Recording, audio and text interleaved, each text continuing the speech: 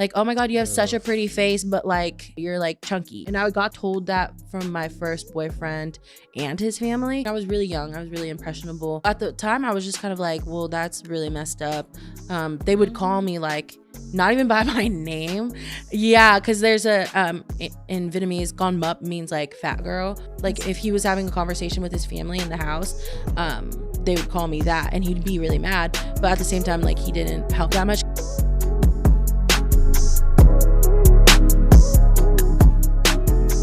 What's up, y'all? Welcome to the Hanging Out Forever podcast. My name is Asia Curran, your host, and I'm here with my boyfriend of 8 years and co-host, Grant Blackwell. And we have a very, very special guest today. Her name is Megan. Go ahead and introduce yourself, girl. Hello, my name is Megan Q Mai, and I'm so happy to be here. Thank you for coming. Yeah, we're super excited to have her, and y'all know the drill. This is the Hanging Out Forever podcast, and we're all besties, and besties keep it real, no frou-frou shit. So we finna get into it. All right, Megan. So go ahead and tell us about yourself. Oh my goodness, I need to. Okay, how much time we have? I'm just kidding. A lot of time. Go ahead, girl. We got time. So I'm a born and raised Valley girl. From Los Angeles, California. Love it. I originally. Wow, what do I even talk about? Yeah, born and raised here in Los Angeles. I actually met Grant and Asia in the creative space, and they've been amazing. We've stayed connected ever since. And I'm just excited to talk all things from creative to relationships. I feel like there's an endless amount of topics that we could talk about. That's true. And I think we both are started on our content journeys, our content creator journeys. And I think we were just kind of like, I see you. I see you doing your thing. Because we're both in the same world now, and we're like, understand how crazy and chaotic it can be, and I think that we relate very much, probably based on that. Yeah, and I remember when we first met you, I was like, oh my God, this girl is so nice. I know, because you just never know in LA, like who's gonna be nice, who's gonna be uppity. And when we met you, I was like, oh my God, I love her. And you were like, let's stay connected. I was like, well, I didn't want to ask, but I would love to. No, I definitely respect your guys' craft. Like seeing you guys work, and now doing this, I'm like, I'm just cheering you on at all ends of it. So it's just been really cool to appreciate it. We feel the same way about you. And like, one of the things that we wanted to ask you about was you as a content creator. So for the people that are fans of Megan, you already know what she does. She's a fashionista. She be outside. She's a stylist. You're a content creator. I consider you a stylist. Like, wait. I consider you a stylist. In my mind, I'm like, God, I want Megan to style me. Look, wait, I will. Yeah, no, because right now you're so insanely stylish. I thought to myself, maybe I should be like, hey girl, let's do a little cute segment where we just throw in a you styled me for this type thing. But I just don't have a lot of I'm a Pinterest girl now. I make a little board and then I just use those outfits and I source them, and that's how I do it. That's how I do it too. Pinterest inspires me to be a little more like out there and creative, because I mean, we'll talk about it, but there's not many options for like plus size girls, and I'm plus size obviously, so I have to really like grab things from everywhere. Like I can't just go to a store and be like, yeah, I'm gonna get that outfit that's on the mannequin. Like I have to pull, so so like let's talk about, I guess, that journey and how that ties into your content creator journey. So where did you start off as a content creator, and how did you find your lane in style at any size and plus size fashion? Yeah, so fun fact, I'd never expected to be in any of this at all. I studied political science in college. Wow. I studied political science in college, and I was fully like gonna like climb the ladder and try to run for office and be no, it was like I was like on the bench to like run for office one day. So basically I studied political science in college, interned for the mayor of Los Angeles during college, graduated, or during college worked for a state assembly member, then right out after college ended up working for that office that I interned for in college. And I was really passionate about it, and I still am to this day. I did primarily I wanted to do policy, like I wanted to write laws, because I'm really passionate about like homeless policy, or like issues surrounding homelessness, poverty, and all that stuff. We definitely need help with that. Oh, 100%. And I've been passionate about that ever since I was a kid. Like my parents always like took us to do charity work and stuff like that, but I was like, I want to do more. And so that's how I got into that. And I really loved my job. Like I was a project manager for a program that helped formerly incarcerated individuals get jobs and like reintegrate into society and stuff. So I loved that part. Hated the political part, right? Where it's like I just saw so many bad things happen all the time. And so during the pandemic, when a lot of stuff went down, we had like the Black Lives Matter movement. We had a lot of things, and I feel like I get in trouble for saying this, but I saw a lot of things that really disappointed me. And I was like, I don't think I can do this anymore. Yeah. And then during the same time, I had a lot of free time because before that, like my entire identity and all my time was around work. But the pandemic, I literally had to work from home and like only do what I needed to do and like didn't work overtime. So I was like, oh, I've always been interested. Like I've always liked makeup, beauty, and fashion, but like I never had time to like do any of that. And I never really thought like I would do that. But there was this like content creator I was following that I still follow. That's actually my manager now. Like she runs my agency. That's great. She's amazing. And so that's so cool. It's so cool. It's like a full circle thing where she was like, she had this like content creator 101 class where she kind of teaches you the ropes of how she started and how people could get started. I was like, okay, let me like do this little, you know, side venture. And like I took the course and I was like taking notes and like I was like, okay, let me just do it. And so I ended up just like posting for fun and like never expected to like anything to come out from it. I was like really scared because before on my Instagram was private. I barely took pictures of myself. Like seriously? Yeah. Girl, I'm sorry. You got those poses down. I would have never guessed. Figured it out. It took a while, but I never even like, I would like take aesthetic pictures of things and like maybe post a picture of myself here and there. Yeah. But I was like, okay, we're coming off of private. Like, let's do this. And then at first I thought I was going to be like a makeup creator. So I started around like Halloween time of like 2021. And I started doing like those like makeup looks. Like I think I did Cleopatra and I was like, ooh, looking back at that, I'm like, ooh. Cleopatra, that's a little risky. How dark was the foundation? Yeah, and I was like, ooh. I did like a bunch of other things and I was like, okay, maybe beauty's not the way to go. And then I was like, okay, let's do fashion. So I got into fashion a little bit. Cool. And then that's fast forward to now, I'm like, it's kind of picking up, but it's been a cool journey for sure. And now it's looking like it's not my full-time thing yet. Yeah. But it's looking like it can be. Girl, isn't that crazy? Definitely. That is crazy. It's crazy. It's I think the pandemic, there was like a big switch with people, especially creatives, you know, it's like you had this downtime and you can either, you know, just take the downtime and do nothing with it, or you can really go hard on your creativity and what you were probably already pursuing before the pandemic happened. Now you have all this time to 100% build it up. Actually, it was like a flip for me because it was like, I think I was raised to be like, get a job, like a formal job. I was very but like, your parents are entrepreneurs, right? They are, but it was definitely like encouraged. I mean, they're great. They didn't push us like, you know, it's typical in Asian and Vietnamese culture to like push somebody to go in the medical field. They never did that because oh my God, the medical field is well off without me. Please. Like, no. So they never really pushed me that way. Yeah. And even when I decided to do politics, they were kind of like, that's weird. Like, it's just like not a very sure thing. And then I eventually like got where I needed to go and they're like, oh, okay. Nice. And so I got like, they were able to see that, but then, well, so basically, I think in the beginning it was like always get a job, like, you know, what we're like conditioned to do, go to college, get a 9-to-5, work until you can retire kind of thing. Yeah. And I've always, my family has always been creative. Like we would scrapbook and we do all these fun things. And I always thought of it as a hobby more. And honestly, up until like last month, I still think of it as a hobby or thought of it as a hobby. But I think the pandemic really switched it for me. And it was like, okay, wait, like let's tap into the creative side of me more and pay more attention to that. So how did you come up with your identity as a creator? Like, and what was that process like? Were you immediately like, I want to be a plus size creator and I want to speak to women who are part of my demographic, or what was it like for you? I think finding it's like, it kind of found me again. Like I am plus size. So, and I love fashion. So that's really what it became. And just like, that's what I talk about. Nice. And I think I'm still trying to find that identity. Like I was saying to you before we started, is like, I think I'm trying to like redirect and kind of like redefined my brand identity as a creator, but I think it's always going to be surrounded around like fashion. Right. I do want to branch out to more like beauty, lifestyle, and they not got be that put bag over there, girl. Lifestyle. Yes, that's that lifestyle and beauty. That's the bag. Oh, 100%. Yeah, 100%. And it's like I obviously have a lifestyle, and I use beauty products every day, so might as well integrate that and not keep myself in a box and just do fashion. But I think fashion is always going to be a big part of it. I think that's the best way that I connected with my community right now. Cool. But as I'm looking to grow and expand my brand, I feel like I need to do more than just that. Yeah.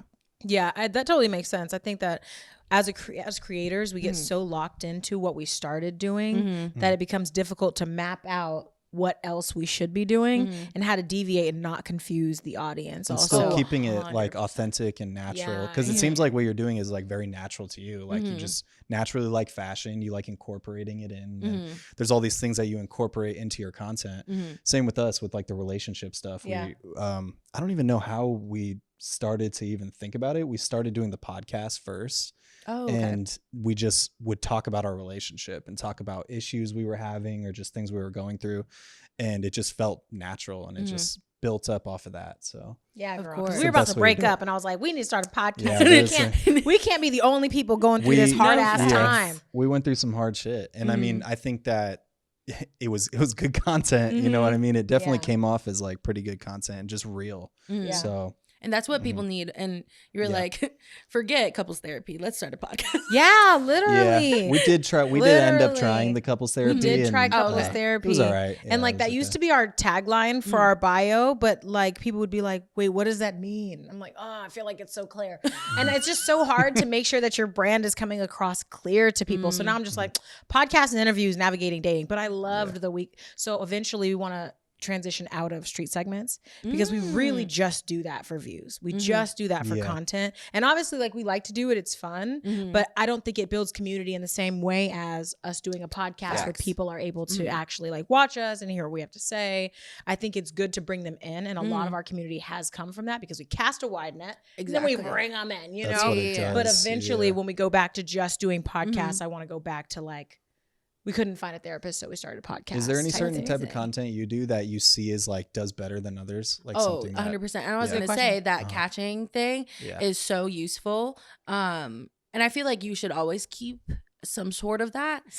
Always like keep them coming with the main purpose of your content. I feel like the one that really like helped me grow, because I was so stagnant for like over a year, and I was like almost like I don't think I'm gonna do this anymore, like this takes a lot of time and like I'm not doing anything. And then I started doing those fitting room try on hauls where I go those are so good. Even though I get anxiety, and I started doing that, and the first one like popped off, like, and I was like barely getting views, and then all of a sudden I was getting like 100,000, 300,000, and I'm like, holy crap. And it was just because it's relatable, and I say funny things, and I try on ugly things, and like, and people are just like, oh my god, I thought I was the only one that was experiencing this. And I feel like that's like with the street interviews, it's like sometimes people are commenting like, this man's crazy, or they're like, oh my god, I relate, you know? And so it gets me it got me a lot of views. It helped me grow. But what I really want to keep them there for is to empower people to like dress however they want, and like say like, or give them all the resources, because I had a hard time like finding cute clothes, and I'll be like, I tried it on, you can like find it here. So it's a little easier for people to do those things. So I feel like it's always important to have like kind of that thing that catches people, but then you need something to keep them. So it's like you're gonna always have to have that substance, and then those little click. That's so true. And I think that we want to not rely on the street segments as much. We'll still do them, but before it was like we would post 6 podcast clips, 6 street segments. Now we're like 6 podcast clips, maybe 3 street segments, 6 podcast clips, so that people can kind of stick around. Or if we need a boost, we'll just kind of if we need a boost, if we we'll need a repost boost. the goats all day. Come on, be serious. Yeah, we're not letting that slide. I know, just to get a little boost. Just to get a little boost. But so speaking of your try on hauls when you go to the the dressing rooms. What is that series called? Trying on something. Facing my fears and shopping in person, even though I dread it because I can never find anything in my size. I love that. Because I was literally trying to find a title for it, and I was like, shopping in person, like literally everybody says that, like, that's so boring, like, and I was like, I was like, this is what I want to say, but how do I get it to another sentence? And I was like, how about we just keep it like this? And I kept it like that. And people love the title. And I was like, okay. It's so funny. So how do you feel like your transition into making sure that you're like more of a fashion-based influencer currently and speaking to people that are part of that demographic? How have you seen that help your community? Have you seen that manifest in women being like, wow, you've inspired me to go out? Or as you were saying, I thought I was the only person that experienced this. How does that feel and what has that been like? It's been amazing. I mean, I want to do it better for sure, but I think being able to do those videos, and I got like comments and DMs of people like, wow, thank you for sharing this, because my main purpose, and I literally had a conversation with myself today because I actually stopped doing those for a little bit because it took a toll on like my body image, because it's like, I don't control the lighting in these places. It's not very flattering. I'm trying on muumuus at Macy's. This does not look good. Right. And so it took a toll, and I was just like, I literally had filmed one at Macy's, and I was like, started editing. I was like, I don't think I could post this. Wow. And I took a pause from it. But then I literally had a conversation with myself earlier today where I was like, this is bigger than just like how cute I look in these things or if it's flattering or not. I was like, I'm bringing attention to these brands and like calling them out on like the BS that is in the plus size section. And then also, you know, there to make people feel seen and heard. Like a lot of people just avoid shopping in general, shopping in person in general, like I did. And so I feel like a lot of people are, that are in my comments that are saying like, oh, wow, like I'm happy that you found that at, you know, Target, Old Navy.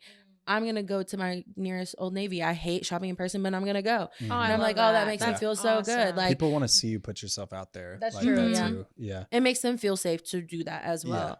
And then I'll get DMs from people being like, oh my God, I never thought that like these pants go crazy. Like people love these because I love those pants. I love them too. They're my comfort pants. People were like, oh my God, I never thought I could rock something like that. Right. And then I wear them so much that they were like, oh, I bought them. And they'll send me pictures of them wearing it. That's cool. And I'm just like, oh my God, I love this. That's great. I have to remember it's like more than just me and how cute I look in things or if it looks flattering or not. Like it's actually really not about me at all. So I love that. It took us a while to get comfortable posting the things that we post too, especially we, you know, get so vulnerable in some of the episodes, and it's a lot. Like it's a lot being able to put that out there and being so vulnerable and sharing that with the world. And I think you just have to kind of, like you said, just be like, you know what, it's bigger than me, and you know, who cares? Let me just put it out there and see what happens, you know. And nobody picks us apart more than we do ourselves, you know. I was gonna ask that actually, like as it pertains to picking apart, have you experienced a lot of like phobia on the internet, like men coming into your comments and being like, yuck. I get that all the time, girl. I get death threats. Oh my God. I don't know if you've seen our comment section's insane. Yeah. I get death threats because I'm black and he's white. So I get like a lot of like, you race mixing whore death threats. Just crazy. But I don't know if these are like, I think they're white guys saying that they're black guys, because some of the things they're saying, I'm like, I've never heard a black person speak like that in my life, you know, or like, I'll have like guys come in my comments and just call me like crazy names or tell me that they're going to kill me and find me and stuff like that. So I don't get any phobic ones. No, that's pretty phobic. But some of our posts reach some dark places. Reach the dark places. So have your posts ever reached dark places where you're like, this is not the influence I want to have, or like not the influence that you want to have, but has your post ever reached a dark place to where you're like, this is not the interaction for me? Bless the Lord. No. Wow. Actually, good for you, girl. No, because I do, like my colleagues that are in the plus size space, they do get that. And I mean, like, it doesn't even bother me truly. Like sometimes I'll get an occasional, like, you know, oink, or like, you know, like a little pig emoji or a cow emoji. And I'm like, get creative. Like, what are we doing? And I just block them. Like, it really doesn't bother me. The way you said that was so like classy. Sometimes I'll get a little oink. No, like it really doesn't bother me. Like, or sometimes people, I did get one on TikTok where, wow. I did a collaboration with Puma and they had boosted it. So it like reached a lot of people, but it reached like Greece. And so I was getting a bunch of comments from Greek men, but it was in like Greek symbols. And so I had to translate it to see the hate. And I was like, oh, wow, you're like, untranslate that. I was like, untranslate, block, delete. Like, and I was just like, oh, that was interesting. But like, I mean, nothing that has like made me like, wow. Nothing that's really affected me that much. That's awesome. Do you feel like that helps you stay on path with your journey and your, I hate to say like body positivity when talking about plus size women or people in general, because it feels as though there is a norm that you're supposed to aspire to. So when I say like, what is it like being so body positive, it sounds condescending to me. Thank you for not doing that. Yeah, because I hate that. No. No, I mean, it doesn't, I mean, I don't create content for men. That's it. That's it. That's all. Like, even if, I mean, I do occasionally get like men that do like bigger women and I'm like, okay, block. I don't even block too, because actually like in my, in like the field that I'm in, like having low male statistics in your following is better. Like you want to keep that as low as possible because men are not buying. They like, don't buy. They don't buy. And so the goal is actually to have the least amount of men on my page. Yeah. So even if a man follows me, block. If I don't know you, block. My boyfriend loves that. He's like, okay, I'm cool with this. Yeah, that's crazy. We have a majority women audience, which is great. Like 75%, maybe 80%. That's amazing. Really it's like high. Yeah, it's really high. I mean, that's lucky for us, and I love that for you, because I feel like when I go to your page, it feels like such a feminine space. Exactly. It feels like such a safe space. I feel like I'm on a cloud of femininity, and we're all just loving each other. You know what I mean? No, so I feel so much positivity from your page, and I love that you don't have to deal with trolling, because I would imagine that would make your level of vulnerability, because it makes my vulnerability harder. Oh, 100%. You know what I mean? And I think that like when you create content that's about your body, no matter what it looks like, I think that there's a certain level of care that you have to take into how you present. And then also there might be like a level of paranoia for how it might be received by the wrong audience. So I love that that's not happening to you. Bless. I'm sorry that it's rare, happening to you. No, I mean, it's rare on the internet. I feel like it's take it rare all to avoid if it just avoids it from going to anybody else, because we love the trolls. And it's also, because it really does boost our stuff, like, because people will say crazy stuff and then the normal people will come in and like they'll just create this huge clash. And now we have like a community of people that defend us now, which it's is like one of those things, like half the people have to love you, half the people have to hate you, you know, and that's what gets you all the eyes on you. Yeah. But I mean, that. And for I us, think at this point we've become pretty used to it for the most part, you know, like nothing really gets to us at this point, but not even the death threats. I mean, that doesn't happen when I as first much. started getting death threats, I'd be like, why aren't you mad? And he's like, what do I care? It's online. I'm like, no, you should be pissed. I mean, you should be fucking livid. Obviously, I'm like, screw these guys, but he'll be like, she does, fuck them, who cares? And I'm like, she I want you loves, to care. She loves going back and forth with the trolls, though. She goes back. If you look in our comment section, it's like full of her and like trolls just like going back and forth. I love that. I wish I had the energy. I just be blocking. Oh, she's got all the energy for it. I have the energy. I'll tell you all about it. I love that song. A troll saying something to me, when somebody's like death threat, I'm be like, try it, bitch. And I'm like, babe. I know. I'm like, babe. They hate it when you call them beta. They hate it. She switches the roles on them. Yeah. Because they think I'm just gonna be some little scared woman. No, I'll bully you back. I will literally. This is not an invitation either. So it's not an invitation. Stay in your lane. No, but people online will bully me all the time, and I'll be like, I call them beta. Men hate that.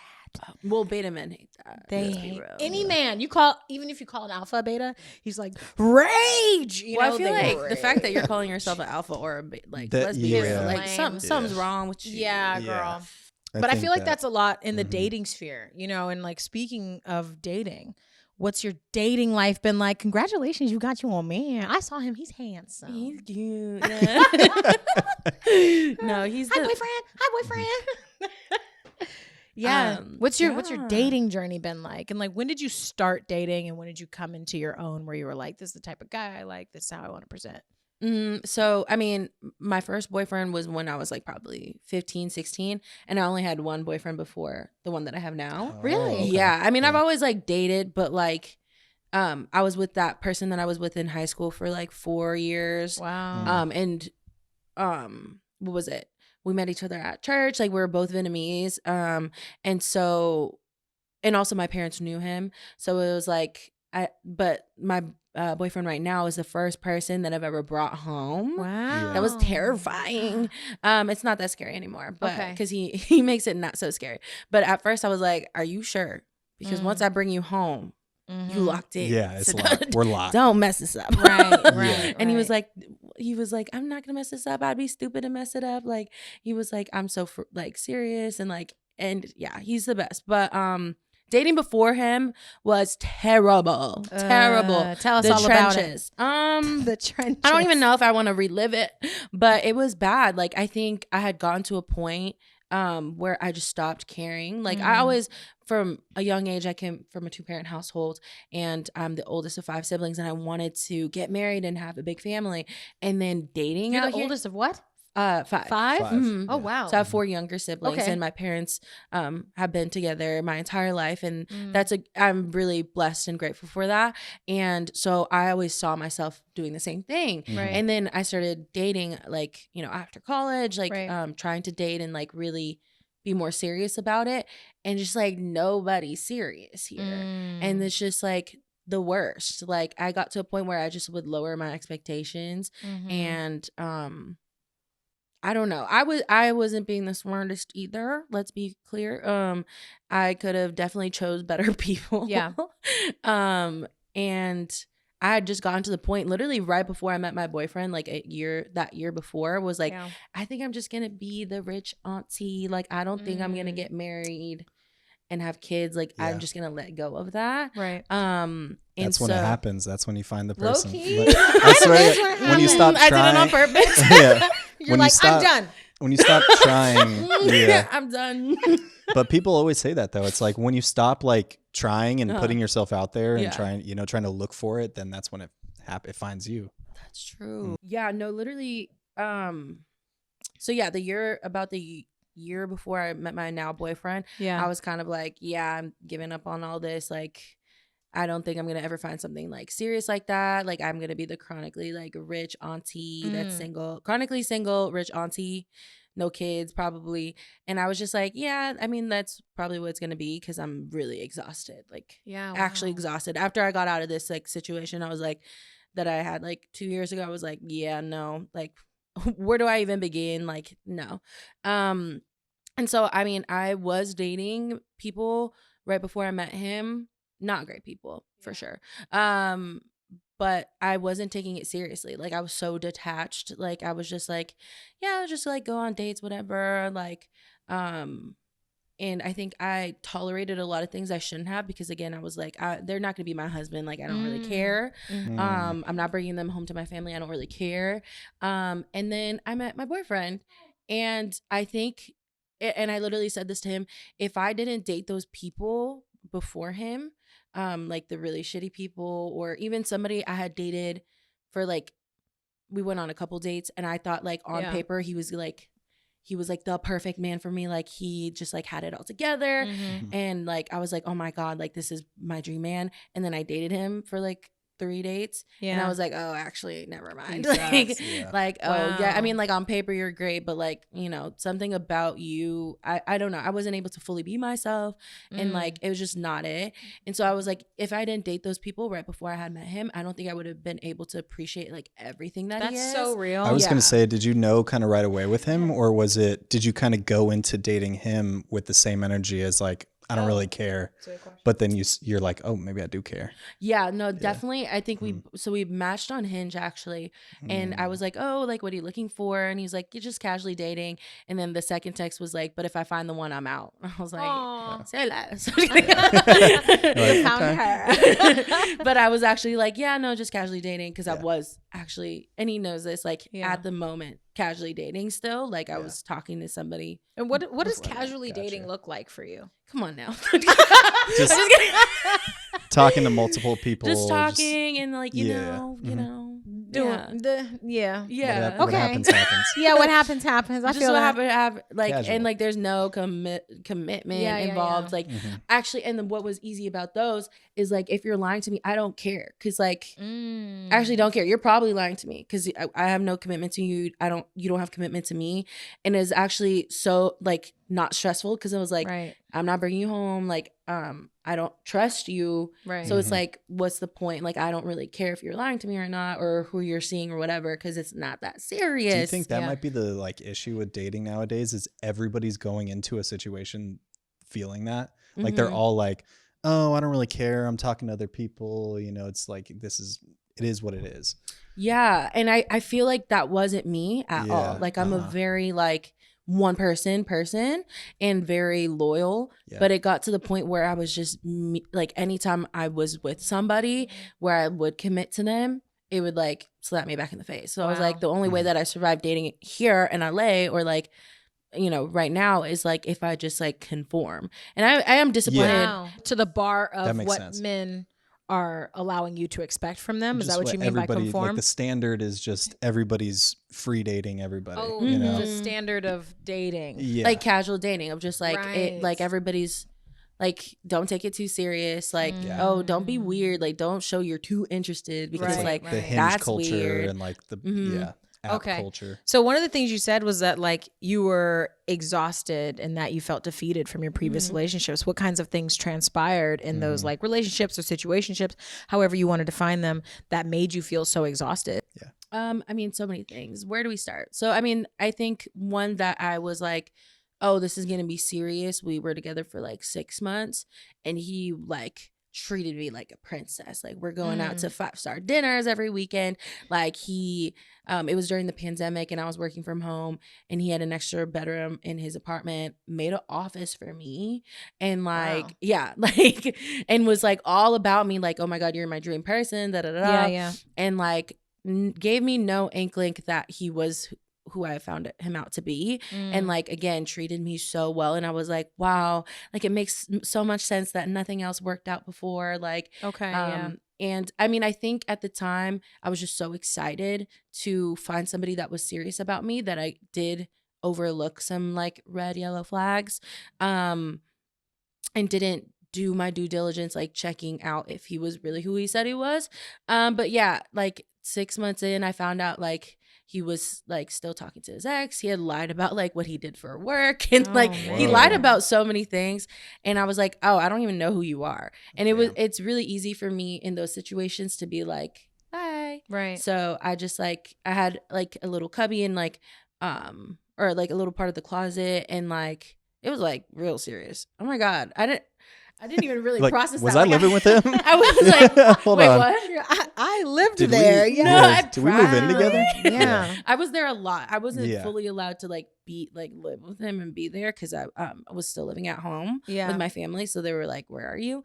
But now that I think, I had a key to his apartment he gave me. I was like, this man was love bombing the heck out of me. Right. Yeah. Oh, it worked. And so I literally, after I found out the information, I didn't even confront him. I got a DM from a girl being like, wow, hey, I'm his ex. Like, we're still talking. We're still talking.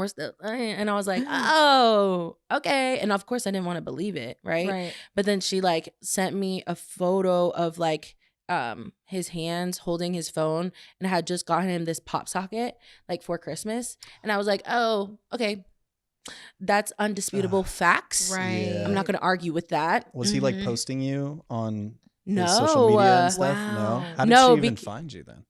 She probably snooped through his phone. She snooped. Probably. Yeah.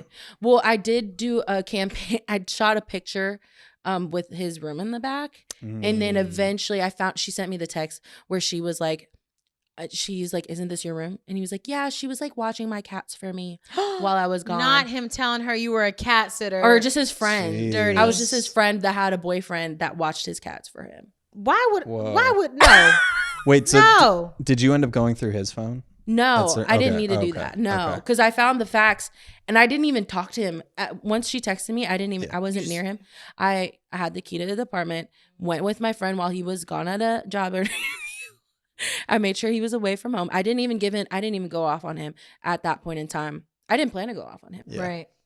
I was like, hey, babe, like, I'm going to just like drop by and pick up something from the house before I go here. And I was like, okay. And he was like, okay, see you later. We were planning to see each other later that day. I go in, take out all my stuff. Right. I printed out the screenshots. Ooh, Take notes. I like that. Printed out the screenshots. And he was at the time, he was one of those men that was like, I'm a godly man. And he was reading one of those. Yeah. Of course. They always are godly men. They're always the godly men. Yeah. And he was reading this book about how to be a godly man. And then one of the chapters was about integrity. Oh. Put the screenshots right there in there. And then left it. Yep.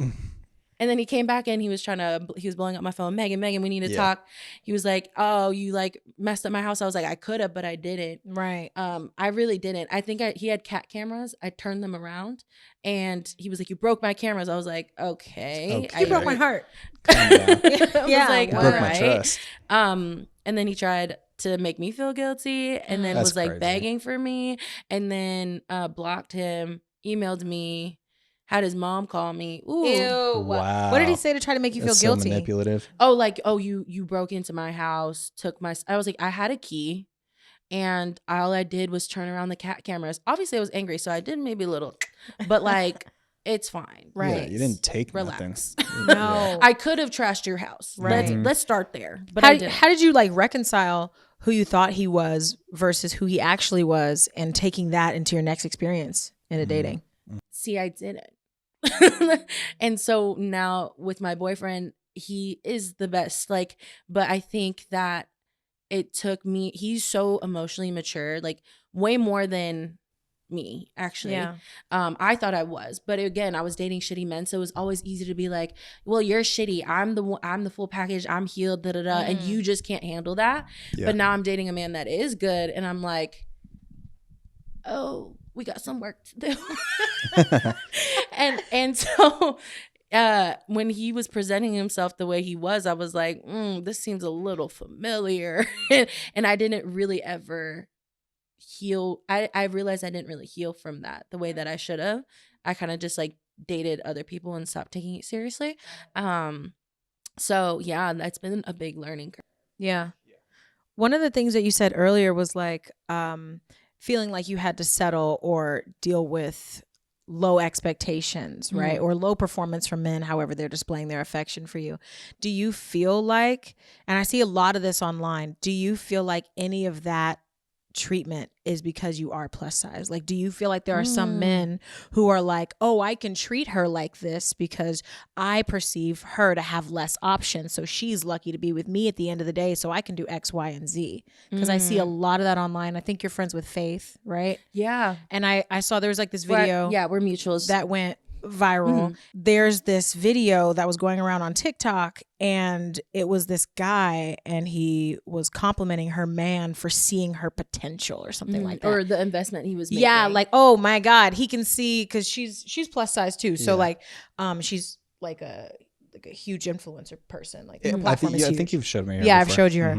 And so this guy was like, wow, she has such a beautiful face, but the body's not there yet. And the boyfriend must be seeing the potential. And that's why he's with her, type thing, because he can see the future of what she can be. So I wanted to ask if you feel like some of the ways that these men have treated you is because of their perception of plus size women. Well, first of all, addressing that, I feel like that's so exhausting. Well, because first of all, yes, Faith is beautiful, gorgeous, amazing, but she's also like such a sweet person. Like, she seems nice. We were mutuals, and then we met a couple times, or actually no, we met for the first time in New York Fashion Week, and she's just like the sweetest person. So there's that as well.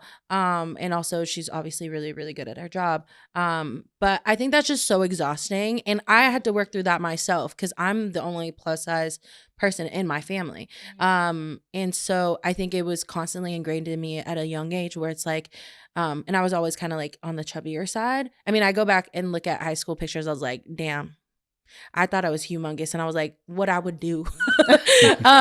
But basically, yeah, it was ingrained from such a young age, like from my mother, which I mean, she didn't know much better. She knows a little better now to not comment on that stuff. But I mean, she's skinny. She's like a size 2, 4. So it was always like, I'm a work in progress. Like, oh, like, wow. And I got told that from my first boyfriend and his family. Like, oh my God, you have such a pretty face, but like, you're like chunky, and it's like, okay. But going back to like, do I think that men mistreating me had to do with me being plus size? No, I don't think so. I feel like across the board, my skinny friends that are hot as hell too, like have such a hard time dating. It's just like, I never really thought of it that way. I think that I did deal with my own internal things. Okay. But I don't think that me being plus size caused them to treat me that way. But I think maybe sometimes unconsciously, maybe I did accept more things because I wasn't fully secure in myself. Gotcha.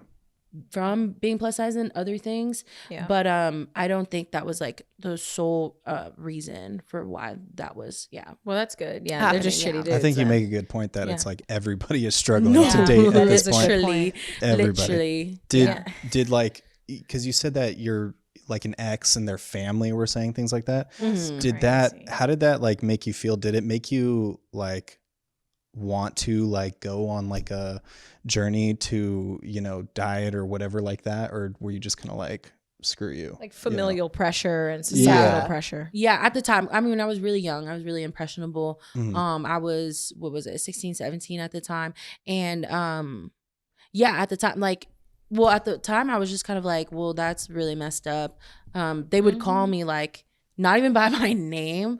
Yeah, because there's a in Vietnamese, "con mup" means like fat girl. And like they would literally call me that, and not by my actual, well, like referring to me like, like if he was having a conversation with his family in the house, they would call me that, and he'd be really mad. But at the same time, like he didn't help that much because he made me, I mean, I was pretty active. I was playing sports a lot. I grew up playing competitive sports. But he made me sign up for like a gym membership. And I was like, okay, like you're going to come with me, right? And he was like, no, I don't need to go. See, it's like, stop. No, if you want me to go on a journey, you go on that journey with me. Yeah. But I was so young and impressionable. Like, and I think that relationship that relationship, I think I was mistreated because I was bigger. That one. Yeah. I feel like that one. All the rest of them, I don't think it had anything to do with it. But because I viewed myself so poorly because of how I was raised and like what was like ingrained in me, I accepted a lot of stuff too. But yeah, I feel like that was rough.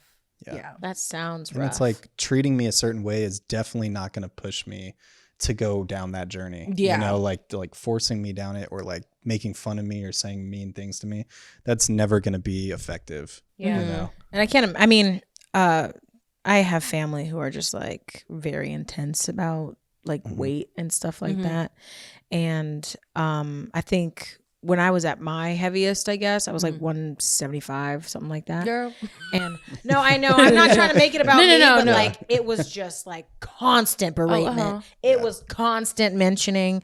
It was always like, very, do you want to eat that? Or should you go to the gym? When are you going to go to the gym? Does Grant like this? And I'm like, so to hear that you obviously it's totally different because like, I feel like commenting on women's like bodies is just so outdated and like needs to stop. Like I don't care if like, I mean, people that are mid-sized that aren't like not nearly as like the size that I am, or even my sister who got like was always skinnier but like got a little chubbier. My mom would do the same thing and like be like, she would use this as an insult, like, you're almost getting as big as Megan. Like, oh my God, like what? Damn. And then it really affected her and it made me really sad because I literally had to learn so much.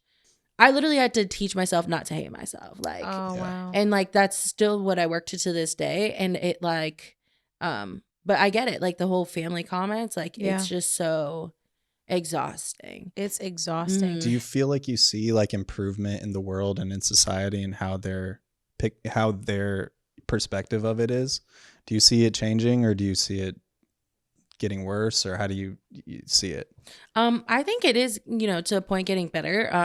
I think so much of my world is surrounded by like the fashion industry. I think that's where it's reflected the most. Definitely. I think that as brands get a little more size inclusive. I mean, okay, let's really talk about it because I think body positivity became a trend, just like diversity became a trend. Girl, that diversity. So, I know. The show did become a trend. I mean, you don't think these corporations actually care? What do you mean? No, I think they care so much. Yeah, the CEO of Skittles cares about gay people. No, I would hope so. Yeah. But I think it became a trend. And so I think for a second it felt like it got better. But sometimes like really now where it's becoming less of one, and because brands realized how hard it is to expand their size range. I mean, it's not that hard, like, please. But it's not as easy, I guess, as like the status quo is like of straight sizes. So I feel like it's gotten a little better. Yeah. Mm-hmm. Mm-hmm. Wow. So hating yourself and then learning how to love yourself enough to be in the relationship that you're in now. What was that journey like? What are some things that you've had to tell yourself or things that you had to overcome, you know, and what was the most difficult part of healing from that even still? Yeah, I mean, I still work on a lot of stuff. I go to therapy and he's great. I talk a lot with him. Like, I've never been in a relationship where I can just like fully say everything on my mind. We're like polar opposites. We're very different, but like he said this before, he was like, we're opposites, but we communicate like we're the same person. Like we just communicate so easily. Like, and so anytime I have something on my mind that's kind of stressing me out, he can tell and he's like, can you talk to me about it? And at first I never felt safe in a relationship, let alone like any or in my like house, like with my family, to openly speak about certain things that I'm feeling, whatever. Yeah. And so it took me a while, but like that's helped our relationship a lot. But I think, just really convincing myself that I'm worthy of this, of what this relationship is, that I'm ready for this kind of commitment, because this man who was like, I'm marrying you. Like, I was like, okay, hold on. Wait, I forgot that was an option. Yeah. That is an option. Yeah. Let me prepare myself. Oh, okay. Learning how to trust again has been the hardest thing. Yeah. I think it's because it's not like he gives me any reason to doubt him, but before, again, that situation, I didn't like check enough. And I feel like I was naive a little bit. And so this time I was doubling down and being like, are you for real? And I'll question him and stuff like that. And he was like, I get it. Like, I'll explain it to you. And he if you have questions, if anything seems weird to you, like, ask me. And I'm like, oh, okay. But all of it's been an adjustment, but like a really good one. Like, that's awesome. To be able to like accept and be fully present in this relationship has taken like a lot that I'm still working on to this day. Yeah. It takes time. Yeah. Yeah. What are some reasons that you felt like you couldn't be fully present, like even outside of the previous relationship? Like, what are some of the things that happen in your current relationship that are hard for you to believe are happening at all? I mean, things kind of happened on the faster side. Like, we met and then he was like, I can't stop thinking about you. Let's hang out more. And I'm like, oh, okay, cool. And I was like, I really want to hang out with you too. And then like, we just like clicked really, really fast. And I was like, so what's the catch? Like, where's the catch? I was like, so, and there isn't one. It's just, and I don't know, there's just so many things. I guess what's hard for me to be present of like, just kind of thinking when everything's so good, I'm like waiting for the other shoe to drop kind of thing. And like, that's not a good mindset to have. So I really work on like not doing that. Yeah. And like, also just like giving him space to be like who he is and like learning from him. I think this is also the first time I'm dating somebody that's more emotionally mature than me and that is able to lead in the way that he does. Like he's very much a leader, and like if we need to talk about something, he's like, let's talk about it. And we don't argue, we just like talk about things or discuss things. Wow. So I think all of it's just been a really big adjustment of being in a relationship that's healthy, that I've never seen before too. Right. Like, I mean, I've seen only so much of my parents' relationship, but they have issues with communicating. Like my mom's like the silent treatment kind of person. Like if she's mad, she's gonna silent treatment you. Yeah. And like he's the opposite. He was like, if you're upset, let's talk about it. It's actually going to hurt my feelings if you don't talk about it. Yeah. And he was like, is that all? And I was like, no, actually. Wait a minute. And then he'll be like, or sometimes when I'll say something and I think it'll make him upset, he's just like, oh, okay. I'm like, whoa, all right. So yeah, it's been amazing. Yeah. That's so awesome. I feel like with us. Yeah. I was gonna say she was definitely like the more emotionally intelligent. Like she can really explain herself, like and just put it all out there and let you know exactly how she's feeling. Where I was kind of the complete opposite. Like it was really hard for me to explain myself and my emotions. But we also had, what I think helped is we had friendship first. So we were friends for the first 2 years that we knew each other. Oh my gosh. So we already had like a foundation of knowing each other. So she knew I wasn't like a scumbag or like some weirdo or something like that. She just knew that I was like not as good at expressing myself or communicating. And I mean, it's something that I had to grow and get better at. And she definitely helped me get better at it for sure. But you have to do it independently too. You have to really work on yourself. Yeah. Yeah. And I feel like the tables have kind of turned in a way, because now when I get mad, I don't want to say nothing. I know, I'm going to just close the door. I'm like, come on, let's talk about it. Let's talk. And there's some times where I just have not had enough time to process my emotions. And I can get very, very volatile. Like, don't come at me. I'm literally going to cut you. You know what I mean? Not literally. No, but not literally actually, gonna cut you. well, there's that one time. Literally, figuratively going to cut you. And so he'll be like, what's wrong? Because he can't stand when I'm not talking to him. Tension. Yeah, he can't stand it. And I'll just be like, I just need a minute. I just need like 10 minutes. And then later he'll knock on the door and be like, you ready? I love that. That's so cute. And I'm like, I can be ready now. You know what I mean? And So she's gotten nice. better at that too, because I think it's about, I used to pop off and go crazy. Yeah, and it's about adjusting Yeah. to one another of like, okay, I understand that you don't, because we would get in an argument and she would leave. Like she would just completely leave, not tell me where she's going, like stop sharing her location with me every time. It was like clockwork every time. And I was like, there was one day where we were chill and we were calm, and I was like, hey, I just don't like it when you just leave like that. Because I don't know where you're going. Like, because I would stop sharing my location on one of those. I don't know where you are. One of those.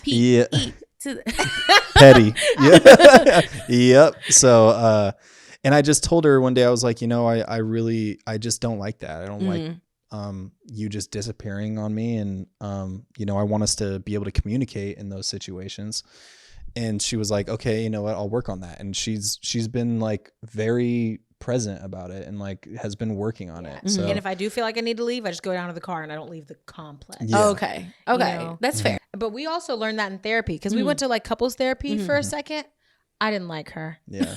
I need a black therapist. hated her. No, I need a black therapist. So she was like not sure. white, but she was some. She was like maybe Middle Eastern. maybe Middle Eastern or something. Yeah. And so I wanted to not start off with a black therapist, because I was like, I feel like we need some sort of middle ground. You know what I mean? Like if we got a black therapist, I would automatically think she's on my Your side. and then she's not your hater. And I mean, I don't know how I hate her, but I'd be like, girl, Yeah. But I also didn't want him to feel like he was being ganged up on, or that maybe she would be so influenced by how I was feeling, because like I think a lot of our issues, for me, I interpreted them as like racialized in a way. Well, yeah, and it took me there. like time to get used to that type of thing. Yeah. And so when we stepped into therapy, I framed a lot of stuff within the lens of like, is it off? No, I'm just looking at the cat. Do you She's see so it? cute. She's looking at herself in the mirror. She's staring at me in the mirror. Oh. You see, I used to think like, okay, black and white, and the therapist isn't going to understand me because she doesn't have a black experience. And that's actually what ended up happening is I would explain something to her and she'd be like, well, Asia, and I felt like she was constantly trying to see things from your side. Yeah. And I felt like she was always downplaying my side and acting like I was the problem. And that's what's hard for me to go to therapists that aren't black, especially in couples therapy, because is this white woman or white adjacent woman going to find a way to make him the hero of this story and find a way to make me the villain? What I'm saying is absolutely valid. And if I was a white woman, would you be listening to me? Yeah, it seemed like she wouldn't dive deeper into certain things. Yeah, like she wouldn't dive deeper into things with me, but she would dive super deep into so deep. She'd be like, where do you think that's coming from? No, literally, where do you think that's coming from? So you think that your relationship with your father is affecting your relationship with Grant? Why do you think that is? I don't know, girl. Ask him about his mama. Yeah. Damn, spread the wealth. Shit. Yeah. It was sick. Yeah, low key, therapists be judging. Oh yeah. I don't need that. I'm not paying you to judge me. I do enough of that to myself. I have my mother. I have my family. I don't need that. I've always had a weird relationship with therapists. I just don't trust them. Yeah, he's weird. Yeah. He's weird on that. But I mean, I get it. They I've had a few therapists. I've never had one that I really, really liked. Yeah, I did. I had one that I really, really liked. And then she ended up stopped doing like private practice. And now I have a therapist that like is adequate enough, but I sometimes think she's just judging the heck out of me. So tell us a little bit more about your boyfriend if you care to share. Yeah, I could talk about it all day long. But I mean, again, like it's he's really great, and like I learned so much from him. And I didn't realize how easy like a relationship could be. Like when you're with a right person that like chooses you, and he chooses me constantly, like constantly affirms me and like constantly like, cause I can be difficult sometimes, but he's always like, we're gonna figure it out. Like and he's always open to learning more about me and how to take better care of me. He's very like caring and attentive, which I haven't also experienced. I think I was also always trying to prove to people like, I'm a good partner. Like, look at me, like all the things that I can do for you and stuff like that. And of course, like I do a lot of nice things for him, but like he's just constantly within his nature, just like constantly taking care of me. Like, did you drink water? Like, and then does that like street thing. And I was like, oh my God, like just like nice little things. But then he's always like checking up on me if I don't feel good. I remember when I had lost my cat, it was our second date, and I had lost my cat probably a week before that, and I had printed out flowers. I'm like, I'm just really sad. I miss my cat. And he's like, do you want me to come over and help you look for him? Oh, that is so sweet. I was like, what? And he was like, yeah, coming after work. We're like putting flyers around my neighborhood. He brings water, and then he takes me out to dinner after. Like I was like, oh, you like me. Oh my God. Because like you're helping me find my cat on a random Wednesday night. Right. So wow, that's so sweet. Like what was the transition like? You know, feeling like you had to be performative for a relationship where it's like, wow, look at me, look at how awesome I am, to now having somebody that accepts you to where you don't have to be as performative. I love that question. I should have touched on that. But I think, again, from a very young age, it was instilled in me. Like my parents are not very like, they obviously love me, but they're not very like warm people. Like they're not always saying like, I love you. I always felt, especially being like one of 5 siblings, I had to work to feel loved or to feel seen. And so that meant like, you know, behaving, getting good grades. Oh, look, I got this award. Like love from a very young age felt like labor, like laborious, is that the word? And like something I had to earn. And so I carried that within all of my relationships, from my first all the way up to right before him. And I think I did carry some of that in the beginning because he was doing so much. I was like, oh, let me do something back. Like I think one day, like very early on, he had like been taking me out so much. I was like, let me send this guy Wingstop like at his work. And he was like, you know, you don't have to do this. Like, it's really sweet. Thank you. But like, you don't have to do this. And he was like, I was like, oh, okay. Like, I think I was always used to having to like work. I know like that's like such a, like a monetary thing. Like that's not what I mean. But there's in other instances where he's like, you don't have to do that for me. Like, I'm really grateful that you are. But like, also like, I'm doing these things because I want to, like, you don't have to like tag me back. Like, you know, it's not like a tit for tat kind of thing. And I'm like, oh, okay. Like he shakes up so many of my core beliefs.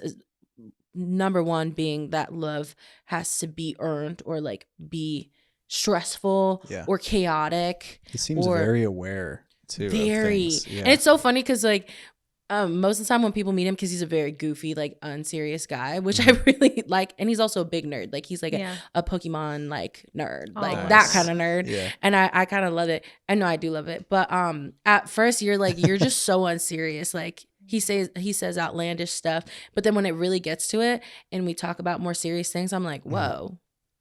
He can go deep. Let me thank too. your mom. Yeah. Wow. That's awesome. What were you saying about the core beliefs? He shakes up your core beliefs that love doesn't have to be earned. You were kind of like on a... Yeah, like love, that prior to him is like love has to be earned. It's like laborious, like it's like really stressful. It's chaotic. It's like, you're constantly putting yourself out there to feel loved. I don't have to do any of that. Like I simply exist. And he's just like, here's everything you've ever wanted. I was like, oh, like I tried to explain him to somebody, like my friend I hadn't seen in a while. And I was like, I literally could not have written him. Like, and that I was like, oh my God, that like kind of brought a tear to my eye because I was like, I literally couldn't have written him. Like if you had asked me like what my dream partner is, I think I would have listed a lot of things that he is, but he's so much more than that that I've experienced. And he opens up my eyes to a lot of things and also makes me believe in myself a lot more. I think with me dating really shitty people before him, it did take a toll. I could be as confident as I want, but here I'm accepting like BS at the end of the day. So it does kind of take a toll on me and how I view myself. I mean, I have to have some sort of lack of respect for myself to deal with those things, right? So being with him has really elevated my view of myself. And vice versa. He says I bring like a lot of light and energy into his life. And so yeah, it's just been, I mean, I keep on saying it's great, but it's more than that too. Yeah. That's so awesome. Was it hard for you at first to like accept it fully? Because like you said, it was hard to get affection from your family growing up and things like that. So when you were finally getting that, were you kind of like, what is this? Like, what are you doing suspicious. There? Yeah. That's weird. Yeah. Or were you like open to it because you're like, I never had this before. So like, give me. Or were you kind of skeptical of it maybe? Or I think at first, I think it was like a breath of fresh air where I was like, give me. And then it got serious where he was like getting serious. And I was like, whoa. He was like, he asked me to be his girlfriend. Period. Yeah. And I was just like, oh. And he was like, next step, I like want to introduce you to my family. I was like, oh. I was like, And then that's where I got started to feel like a little more suspicious of things. And we had a bump in the road where I kind of like, question him about his past a lot. He's very open. One thing I love about him is that he doesn't pretend to be perfect. I think that was what happened with my previous thing. That person pretended to be perfect and I believed him. But he's like, no, these are my flaws. And it gives me space to also like share mine. But he doesn't pretend to be perfect. So he shared some things about his past and it kind of like, he was like, well, I've outgrown that. And I was like, have you? And so I just like questioned him a lot and like questioned his integrity. And he was like, look, I've worked really hard to be the man that you're dating right now. Wow. And if you can't let go of my past and you can't take me for the man that I'm presenting myself to be, this is going to be hard for us. And I might have to walk away eventually if you continue to be down this path of constantly like judging me on who I used to be. Yeah. He was like, I shared those things in a vulnerable place. And if you keep using that against me, like that's going to be an issue. Yeah. And he was like, that's going to kill me. But like, also I can't be held in my past. I was like, oh, thank you for explaining it that way. That's pretty big of him real. To share. Yeah. I mean, that's like the fact that he shared all that with you is pretty, it says a lot about him. Yeah. And I think that based on like the framework and the context that you've given us about how good of a guy that he is, I think that extra bit of information is easy to reconcile, because if you had just said that part without telling us all the other things that you were telling us about him, I'd be like, that's sketchy. That's suspicious. You know what I mean? Forgive me for my past woman. I'd be like, but I think that with everything else that you've said about him, it really shows that he's grown a lot, and it is hard sometimes for people to forgive themselves for their past, and then communicating it to you is huge. And so you said that then you guys got into the step of meeting each other's families, things like that. You haven't met his family yet, have you? You have, right? Yeah. Okay, so we met each other's families. Yeah. So you guys are in an interracial relationship. Just about to go there. Sorry. No, it's okay. No, it's fine. Sorry. I was gonna say you just read each other's minds. Like us. You just read each other's minds. Yeah. Yeah, but like, was there any turmoil or any type of like, what was your experience with that, being in a interracial relationship and bringing family members in and friends and family and again, like, I don't know why I didn't really think of it about it too much. I didn't think about it too much, but I think I was a little more worried for him to meet my family. I mean, my immediate family, like my parents and my siblings, super accepting people. My parents have always said, like, wait, he's black, y'all. Context. He's black. Context. He's black. Surprise. Yeah. He is African American. Okay, first of all, let's start with me meeting his family. Yeah. They're amazing. I love them so much. And it makes so much sense that he is who he is because of he comes from a 2-parent household as well. Special. And they're still together. And his parents are amazing. Like, his mom is like the sweetest, like warm, like they're from here, but like, you know, if you would think of like a Southern hospitality kind of thing, it's totally like that. And they're just so warm and welcoming. I feel kind of more at home at their house than mine sometimes. And so that was super easy. And that's awesome. And they love me and I love them. It's super easy. And he also has like a bonus mom, like his best friend's mom that he lives with. Okay. And she's the best. We talk and we're like friends. So it's like amazing. Again, I really like being at their house because they're so nice. I was really nervous for him to meet my family. More not about the race thing at all, actually. I mean, part of it maybe, but it was more of like, I'm bringing you home to my family. I've never brought somebody home to my family. Right. They're gonna be shook, first of all, and also you better not fuck this up. Like, you better not mess this up, because once I bring somebody home to my family, don't embarrass me like that. Right. Yeah, kind of thing. So literally. It was 4th of July where he met my family. We were having a party. And then I was anxious the whole morning. We were meeting up at 2 and I was with him. And we were meeting at my family at 2 and I was with him before. And I was literally, he could tell like something was wrong. And I was just like not ready to talk about it. And then I just broke down crying and I was just like, are you sure? Like, are you sure about me? Are you sure about this? Like, if you're not, like, let's not do this. And he was like, I'm sorry, like, that you feel that way. Like, I want you to trust me. If you're not ready, like, we don't have to do this. But like, I'm excited to meet your family. Like, I'm nothing but excited. And I think him being excited showed me what his intentions are. Because if you're planning to do some fuck shit, you're not gonna be excited, right? Right. He's like, yeah, cool, let's not do it. Yeah, let's not do it. He was like, glad you said something, not me, because it wasn't my idea. Right. I actually wanted to wait a little longer. Don't tell him I said that, but I was nervous. I was scared, and I was like, "Are you sure?" And he was like, and he held me, and he was like, "Yes, I'm so sure. Like, you are the best thing in my life." And like, and he was like, I plan to marry you fully. Like, I know. I was like, what? I was like, okay, fine, let's go. And then it ended up being great. Like, at first, of course, my parents were a little shook. Did you not tell them that he was black before he popped out? Wait, did I not? Wait, first of all, I did tell my dad prior that, oh, I'm dating this guy named Daniel, showed him a picture kind of thing. I actually realized, I don't think I told my mom that I was even bringing my boyfriend. Oh. And then I obviously didn't tell him that he was black. But like, at first, so he turned the corner, he bought her this like succulent arrangement. He wanted to get her flowers, but I was like, oh, she likes succulents more. And then so it was just kind of like, shock, and I was like, sorry, I should have told you. And she was like, it's fine. Succulent's boyfriend, black. There's a lot of things going on right now. I know, she's big on that, because the first time she met my parents, she's like, I was like, hey, I'm so excited for you to come and meet my family. And she's like, you tell them I'm black? I was like, I did not. Tell her what you told me you told them. I was like, well, I told them you're from Atlanta.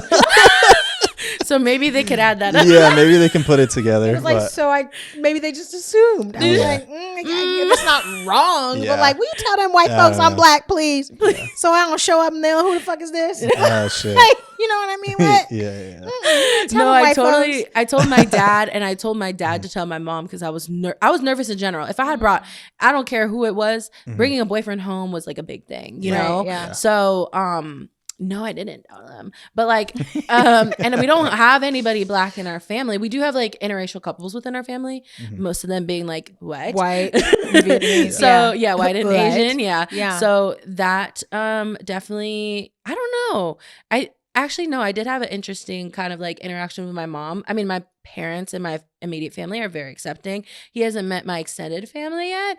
That's another hurdle. Yeah, that's another thing. But I mean, they're like quietly like, you know, but I feel like, you know, they won't be like rude to him. They'll go home and they kiki on their own. Yeah, whatever. Like I don't really care. Are they in Vietnam or do they live in the States? They're here. They're all in the Valley actually. Yeah. Oh, okay. A good. What? That's like being like, Asia, do some of your family members live in Africa? Like, no, I mean it's a fair question. Yeah, I do. I'm a first gen because I'm sure. Are you? Yeah. Because that I didn't know. When we were we went to Vietnam and we stayed in Hanoi and we stayed in Ha Long Bay and like she was like a damn celebrity out there. You know what I mean? Like they were. Yeah, exactly. No, like that's a good point. They were taking pictures of both of us. Actually, they're like, "What are you guys? Where are you from?" When we were in Vietnam, we went to like this in Ha Long Bay. We did all this boat ride. We went to some fucking cave. I don't remember what it was. Yeah. And like I'm telling you, we on the way on the boat, all the Vietnamese people were looking at me like. As soon as we got off the boat, they lined up to take. There was like 30 of them. And they all lined up to take pictures with me. I was like, we came here to see this attraction and I'm the thing? But it was never like a it didn't feel racist. It didn't feel disrespectful. Right. It was like kind of like exciting. Well, because I had that I am Vietnamese, but I don't look Vietnamese. So when I went to Vietnam, people were like, "Where are you from?" And they thought I was from like either the Philippines or Indonesia. And I had that experience. I was like at the pagoda with my parents and then the girls like tapped me on the shoulder and went like this and I was like, "Oh yeah, I'll take your picture for you." Then they turn and pose with me. I'm like, what? I know. They were like, "Foreigner." And I was like, okay. Foreign. But my friend, so crazy. My friend that's Black half Filipino, she looks more Black than Filipino. Right, went to Thailand and like other parts of Asia. People just pull her over, take pictures with her. They eat it up. Being like, Beyonce. I didn't get that. I wish I did. What'd they call me? Nothing. They were just like, what's that? That's the darkest one I've seen. Like, you know. No, that was a good trip though. But that's so crazy. So like you're just nervous about maybe extended family, but your parents were cool about him being Black. Has there been any like cultural clashes between the two of you? No, Vietnamese versus actually, because I think we're both very open about like learning each other's cultures. I did have an interesting like interaction with my mom. Like one day she was just talking about like how's the relationship going, and it's awkward, right? We don't really talk about relationships, so it was hard for her. And she was like mopping while talking to me, not looking at me. And she was like, "Yeah, how's it going?" And then all of a sudden she starts tearing up, and she was like, "I'm just like scared, you know, like for her to meet the extended family because they're Trump supporters." Random. It was crazy. And she was like, "I'm just nervous, and like, you know, what if you have kids with him one day? Like, I feel like so scared, like what he has to deal with. I feel sad that he has to deal with what he deals with." Aware of her, very. That's crazy. Yeah. And I mean, that was taught. Okay, we did a lot of work during the BLM. Right, me and my siblings. Okay, because again, a lot of what they were taught was from what the Vietnamese culture and also like their other extended family has felt. They were never really fully racist, but they were kind of just like didn't understand. They had like gaps of understanding in certain things. Or like just, I mean, they're very Americanized. They came here when they were like 10 and 7. I'm just first generation born here. But I think they just had gaps in understanding of certain things and like the Black experience. So like I have Black friends, obviously, and then also I took time to learn, especially during that time. And so I explained a lot to them and my siblings did. And so I definitely, I like hugged her. We don't hug a lot. I was like, "Oh, Mom." Cause she was like, "I just feel really bad for like what he has to go through. And like, you know, like if you ever have kids with him one day, like they're going to have to go through that too." And I was like, dang, I didn't actually really even fully think to that point yet. Cause I mean, I'm trying to get through what's going on right now. Right. I didn't really fully think of all of that. And I was like, "Oh, Mom, that's really sweet. He's going to be fine. He's like strong." And like, you know, him meeting the extended family, they can think what they think, but they're going to meet him and they're going to love him because he's a great person. Yeah. And so, yeah, no really issues there because my parents have always said like, no matter who you date or decide to marry, as long as they're a good person, like it doesn't matter, like, girl, that's you awesome. know, if they're a man or woman or like what race they are. Okay, so, nice. Yeah. Wow, nice. That's so awesome. Damn. Well, I know that you're busy, so we want to let you go because we want to get you to dinner. Oh yeah, no, it's okay. Yeah. Did you want to add? Did you have any more questions? Did you have anything else you wanted to say before we get into the relationship advice segment? I mean, I've maybe off camera obviously want to pick your brains later on another day. Okay. Yeah. Because I feel like I was yapping the whole time. No. This is your episode. This is your episode. I gave my little 2 cents about something probably. You're sharing a lot that I think that there's a lot of people out there. You know, and I do have one last question that's kind of back on one of the topics we were talking about like being a plus size influencer. When you see like I want to get your perspective on like a plus size influencer who grows this fame from being a plus size influencer, and then they lose weight. And, you know, you see a lot of like, of their fan base maybe turning on them and things like that. What's your perspective on that? Not to make you a spokesperson, but yeah, I know. I'm so and sorry if I'm just no. I think that's a valid question, and I do think about that. Yeah, because I mean I've seen instances, and some of my like mutuals or colleagues have that has happened. But I really fully think that if we're gonna talk about like, you know, this whole body positivity or body neutrality, like, at the end of the day, what we're really pushing is people to just like be people, and for us to not be defined on like how big or small we are. And also at the end of the day, like we also have body autonomy. Like we could get bigger, we could get smaller. It doesn't change like who we are as a core. So I find it really just like cheesy and like not like unfair for their fan base, because it does happen, to like turn on them, because it's like, okay, so you were just here because she was big. Like of course, like she did offer you a safe space because probably you relate to her or whatnot, but like at some point you also connect with her as I think a lot of the times followers forget that content creators are people. That's so true. Like and so they'll just like like go crazy on them and like say all these things and like hate on them, and sometimes they'll hit them in the DMs and then the creator will respond to them and they're like, oh sorry. Girl, because they don't really know that they're talking to a person. I didn't know there's a new actual human. Yeah. So I mean, I just find it like why are we gonna get mad for somebody for like change? Like everybody has, you know, it's like we're more than our bodies, but also like if they got skinnier, they got skinnier. Like why are you gonna be mad at them for that? You only liked them if they stayed one size. That's kind of crazy. Like and if I don't know, I've had creator friends be like, if you want to go, you can go. Like don't just keep me in a box. I think that's also what followers expect too. But I think that's such a valid question, and like also I've seen that happen like a lot actually with people. So, and I think that like kind of adjacent to that, I always feel like if you were as happy with yourself, you wouldn't be forcing what you think I should be doing to be your beacon. Facts. You know what I mean? And like, there's always great to have somebody that's a representative and that feels nice, but to make them have to kneel to that representation and force them to adhere to that representation ongoing, as if people aren't, like you said, autonomous, or there's not fluctuations in life, or you don't want to try certain things or whatever. So I think I have seen that too, where people like even coming after Lizzo and being like, what are you doing? Like, you know, and I'm like, well, it's because the strangest things now are becoming like political issues. You know what I mean? Like weight, race, like all these things are now just political issues, I guess. So it's like we're making, you know, we have these huge culture wars over these things. Oh and you know, Candace Owens goes crazy on those. She'll be commenting on everybody like you really don't like yourself. Like if you're constantly commenting on other people, you don't like yourself. And for me that's enough. Like or if you're I getting get paid hate, millions to and it's just like you're so miserable, right? Yeah. And so anytime I get hate or like I see hate, I'm just like, you just don't like yourself. That's true. I feel bad for you. And actually it doesn't hurt my feelings because like, who are you? Like, it's good for you. Who are you? But I'd be like, what'd you say? I mean, sometimes I do. I know she hops in the comments and she's on go. Yeah. She's war ready. That's so crazy. Well, okay. Yep. I feel like this was an amazing episode and we appreciate you so much, but we want you to leave the people with some relationship advice.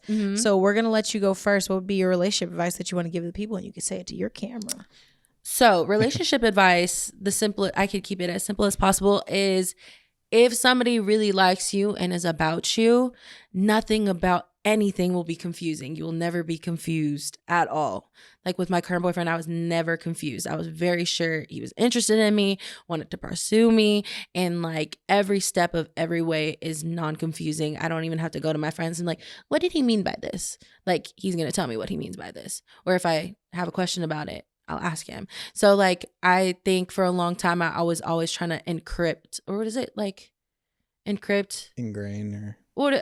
That's not the correct thing. Like when I was dating people that clearly just did not have good intentions with me, would say they did, or like would sell dreams, but then do the opposite. I was constantly confused. And so that's just not it. Like, that's not it. If somebody really likes you, and if you have to question if they, if you're dating somebody and you have to question if they like you or not, or if they're really about it, or if they're like switching up, it's probably not for you. So. Yeah.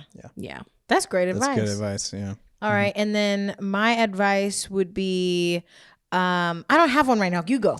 Damn. I need you to find one. I was thinking of something in my head. I usually have one locked and loaded. I guess mine is kind of like, because I think that when you talk about you and your boyfriend, it seems like you guys met at a time where you both have been able to work on yourselves. And then you guys met, which is like always a really great situation where like me and Asia, we met young. We had a lot of fixing to do. So I guess my advice would be like in the beginning of a relationship, I was just saying that's true. I was listening. Yeah. In the beginning of a relationship, try not to judge your partner too harshly, and be open to them not fully understanding like how to communicate or how to express themselves, but then you should judge them on if they're able to learn and they're able to commit to becoming a better speaker, better at expressing their emotions, things like that. Like willing and able. Like me and my boyfriend are not perfect in any way. Like there was definitely learning curves, but like it was always the willingness, to be like, okay, like what, we speak a different language. Let's get on the same page on like what that means. Yeah. So my relationship advice would be, I don't know, y'all. Let's make it about sex. Keep it kinky. Try new stuff. I know that's super left field, but that's the only thing I can come up with. Because somebody asked me recently, you guys have been together for like 8 years, almost 9 years. How do you not bored of each other? We keep it fresh. Okay. I'll tell you that. Funky fresh. We keep it.